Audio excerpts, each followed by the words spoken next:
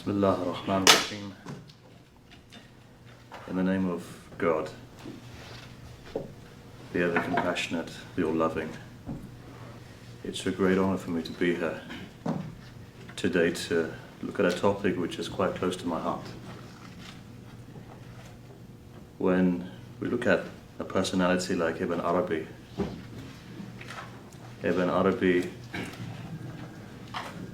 what comes straight to mind is kind of a philosophy of love and compassion. And so it's very fitting that you look at a personality like Imam Ali, because again, here's a man who, as presented by Ibn Arabi, is the perfect man, or the perfect being. And what the perfect being symbolizes is essentially the manifestation of God in human form. And what that human form is, really, is the overflow of divine love and compassion. So look, I think a controversial mystic who people call Sheikh al-Akbar. But at the same time, controversy isn't something which is bad. I find controversy to be very good sometimes if it delivers the message. And here's a man that there's no, realistically looking at it, there's no chain after him of any order. So he's a temple to itself. And his humility is such that he made sure that there was no outward chain. There's spiritual chains which are inward, but in terms of the outward orders, there are no orders which go back to Ibn Arabi. And in the same way, the humility of the man, he then begins to write and talk about Imam Ali, a man who nearly every single order bar one goes back to. So what you find straight away here is batin, the inner reality and the outer reality in the writings of Ibn Arabi. Imam Ali, as you know, arguably one of the most influential men on the planet, that if we have the development of an Islamic civilization, it's because of that man. If you look at the Islamic world, perhaps 1.5 billion Muslims, 7 cultures, one dynasty or multiple dynasties representing one civilization. From one end of the earth, and if you look at these 7 cultures, you've got the Malay culture that also forms what Islam is today. Subcontinental cultures of Islam, which also pull into what this Islamic civilization was. You've got the Persian cultures, the Arab culture from Benghazi in Libya to Baghdad, that was one block. The African cultures, the East European cultures. So when you take all this together, that's what the face of Islam is today. That's what it symbolizes, multiplicity, but working in the state of unity, which is really the biggest philosophy, I guess, of what Ibn Arabi represents. The idea of multiplicity and unity, unity and multiplicity. And the Islamic civilization was like that. See, faith is something which is abstract, but the manifestation of that faith is something which is important. How do we manifest it? And every culture manifests it in a different way. And that's what you're seeing in the world. That's what you saw with the Islamic civilization. There's no one Islam. The interpretations are multiple. And so that's why philosophy, or these mystical philosophies like Ibn Arabi, are important. Because what they do is they embody the whole. 1,000 years of a civilization, it's art, sciences, music, and dare I say, the foundations of the Western world was essentially laid by Islamic philosophers when Europe was in the Dark Ages. And evolution takes place from 2 ports, really, if you look at Italy, and then if you look at Spain, 2 ports where Islamic philosophy, mysticism, came through. Ibn Arabi in and of itself is not saying something which is new. But if you go back 1,000 years, what you find is that much work was being done in North Africa and in the Middle East, with Persian philosophy, Egyptian philosophy, dating back to the cult of Osiris, or what people would say all the way back to Idris in the Islamic scriptures. You had the philosophy of the Greeks, and when all of this comes together, you realize there's a perennial wisdom which is flowing. Ibn Arabi was the door to open that, to show the world that yes, there is a perennial wisdom. And that's why when he writes his Fusus, he looks at all of these prophets. He looks at all the prophets, bar one, mentioned in the Quran. And the purpose of him looking at that is to show that there is a perennial wisdom. There's a timeless wisdom that began at the very beginning of creation. And so that's exactly where I want to begin. So join me on a bit of a journey where I blend together two philosophies. One, Shia theology. That is what Imamology represents. And the other one, Ibn Arabi's mysticism or mystical philosophy. So where does it start? Let me paint for you a picture. It starts off, I think, at the point of creation. And what many scholars of Ibn Arabi will begin with is the famous tradition that I was a hidden treasure. I love to be known. And so therefore God created. There's two things that come from here. God as a hidden treasure. What does that symbolize? That symbolizes God as an entity which pre-exists existence in and of itself. But there's two things that come into it. One is love, and the other one is God wanting to be known. So two things come forward here. The idea of love, that the entire universe was created on the basis of love. And the second thing is ma'rifah. Ma'rifah is something which is more than just ilms, more than just knowledges. Ma'rifah is a divine type of knowledge. You see, you have two types of knowledge. One knowledge that you gain through your senses, your five senses, through a medium basically. One knowledge is via a medium, experiences and so forth. One knowledge is direct, that comes on the heart of a person. One knowledge is felt. In the words of Abbas, if you were to take a child and suspend it in a vortex, let's say, without any sensation whatsoever, he can't see, he can't touch, he can't feel. But the fact is the child knows that it's a self. Why? There's a feeling inside of it. There's a recognition inside. And that is the deepest form of knowledge, knowledge by presence. The ability to know something so well that you know it is as much as you are. That divine consciousness. And when Descartes said what he did say, he was looking at the effect, but the cause is the I-ness. I think, therefore I am known. The I-ness tells you that you're there before you even thought.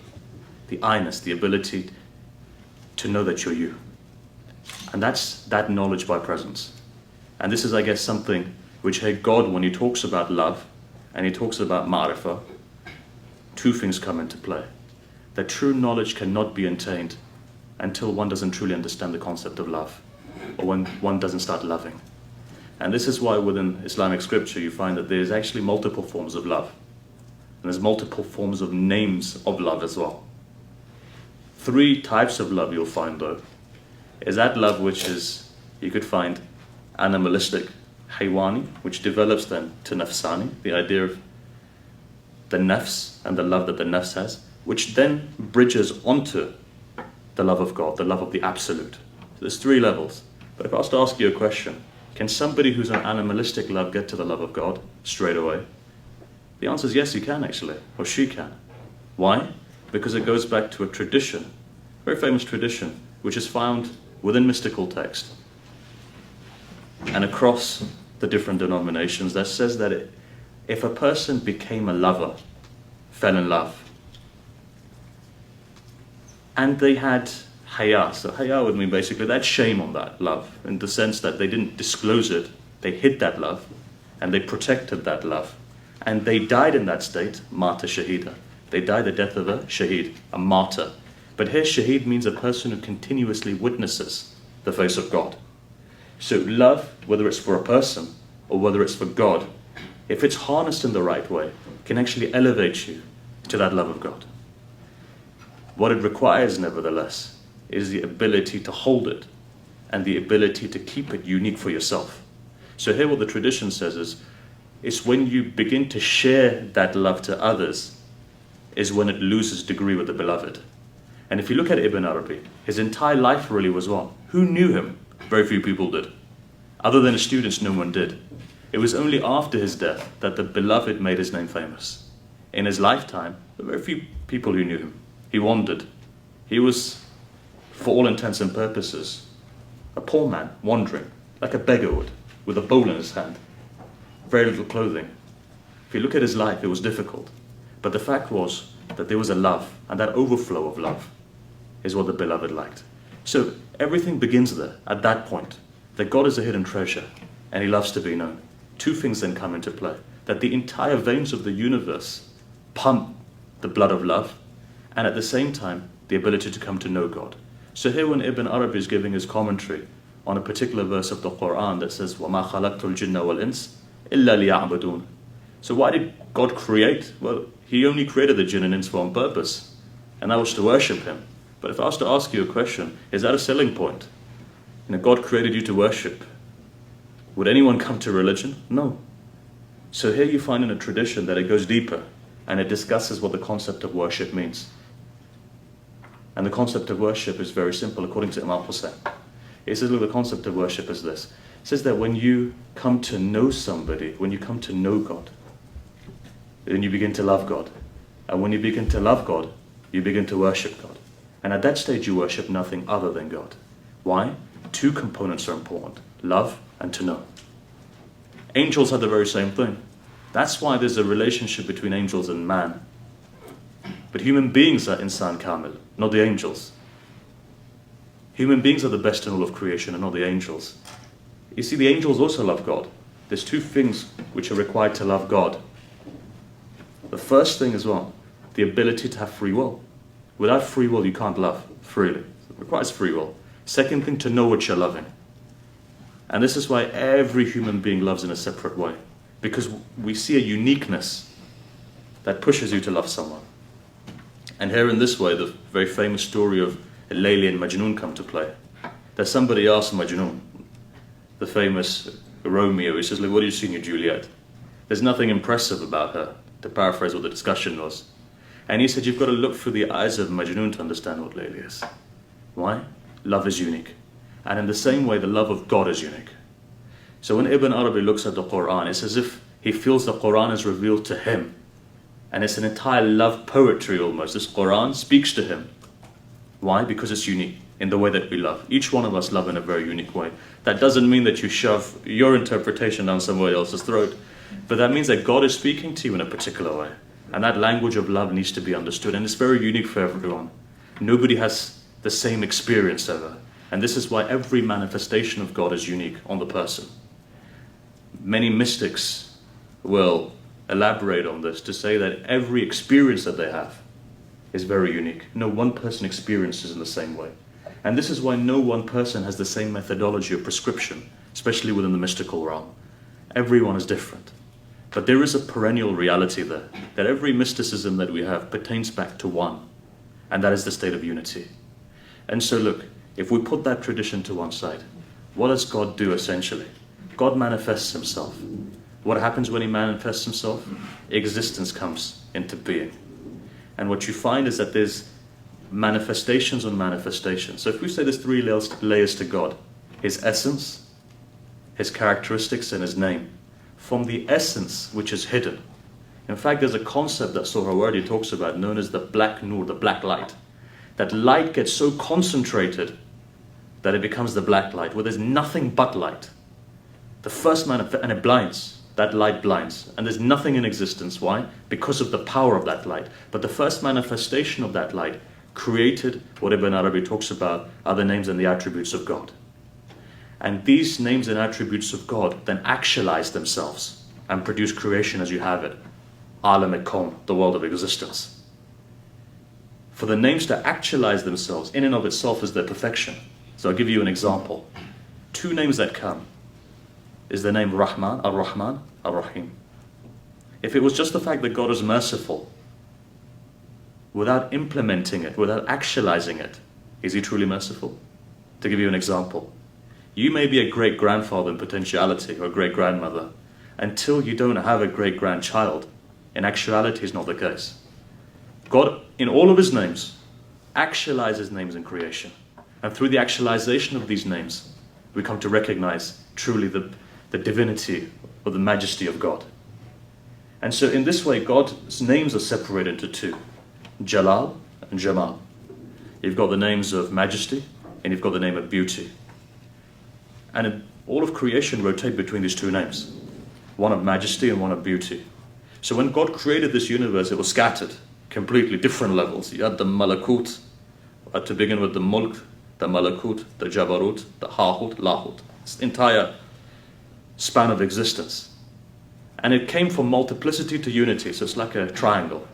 So if you look at the pyramid, it's very telling. Whoever made those pyramids understood the cosmology, or the mystical cosmology, that you start off on multiplicity and you work towards unity. God is at the state of unity, but when he created, it was multiplicity. From that multiplicity of creation, every level has its different laws. Mulk, this world that we live in, consists of two things, form and matter. But when you go to the next realm, which is Malakut, what happens? Matter stops, form is there. It's like when you dream, when you close your eyes. You can eat that shawarma, but the fact is, it's not tangible. And then the higher up you go to the realm of light, where there's no form and there's no matter. And this is where time ceases to exist in the way that we see time. So these are the various stages, and we can go deeper, but it's the conclusion I want to get to. And that is this. With all this multiplicity created, what did God then do? According to Ibn Arabi, he created Adam. And what was Adam? The perfect person. To say the perfect man is wrong. Insan is not man, it's genderless. It's not male, it's not female. It's that perfect person. But he created Adam for all intents and purposes.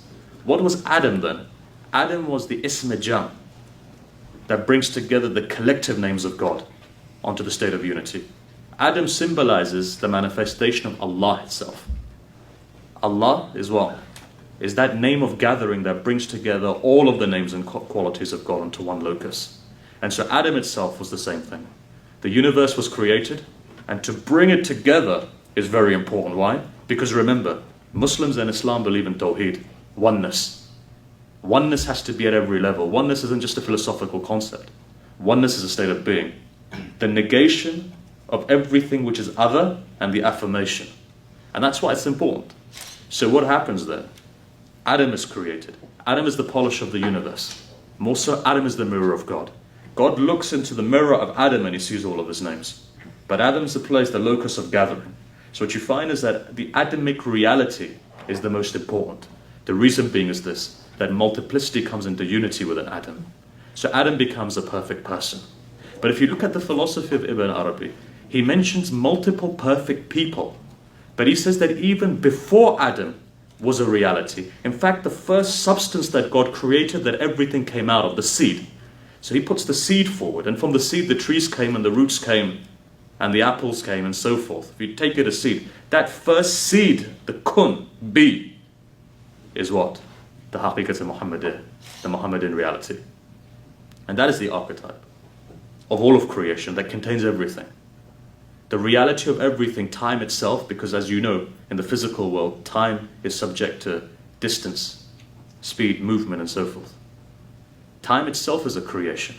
This is why Imam Ali very famously says, he uses the characteristics of God in the same way the Prophet did before him. And he says, Ana awwal wa akhir, Allah wa batin. He says, I'm the first and the last, and the apparent and the hidden. So you could turn around and say, well look, isn't that shirk? No. Actually it's not. Why? Because God's names, when they manifest themselves, there are various different levels to those names.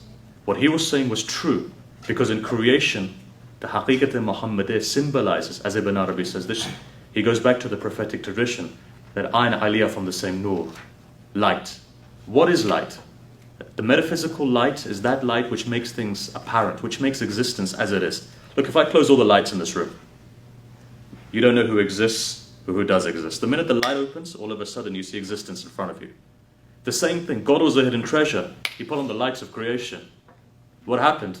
When the nur came, when the light came, then everything came into existence. This is why there's an entire school of illumination. And if you go to Kabbalah, they talk a lot about light. Not to break with the light. Why? What is this light? Light that connects you to God. That light connects you to guidance. It is existence itself. Brings into existence. So what did God create? Just the kun. Kaf, nun, kun, bi. What was it? Haqiqat al-Muhammadiyya. The Muhammadan reality. And from that, everything then begins to flow. The actualization of the Muhammadan reality is the perfect man. See, the Muhammadan reality itself is the archetype. And the manifestation of that in the physical world, the actualization of that is the perfect man. And so there's various degrees of actualization that you find in all of the prophets, from Adam all the way down to Jesus. However, the Prophet Muhammad itself is the actualization of the Muhammadan reality. And so here you have it. The first substance that's created, the first seed that's created. And in the philosophy of Ibn Arabi, what is the Muhammadan reality? It is a barrier between the creator and the created, as they call it, the barzakh. It is the barzakh. It is that barrier, it's that hijab between the creator and the created. It's the medium that God channels his light through. Or you could say filters it. Otherwise, God in and of itself is so powerful, nothing would be left. There's a filtration system that takes place. So what happens? That is the idea of the perfect man. That in and of itself is the idea of the Muhammadan reality. It's what we call a barzakh. In fact, you could even say it's a bridge between the creator and created. So from here you find that this flow comes, this overflow. The first thing, if you look at the Quran, you'll see, and the same thing Ibn Arabi uses, he says, call God Allah or Rahman. All of these names are the beautiful names of God. Why? When creation looks up towards God, it's His mercy.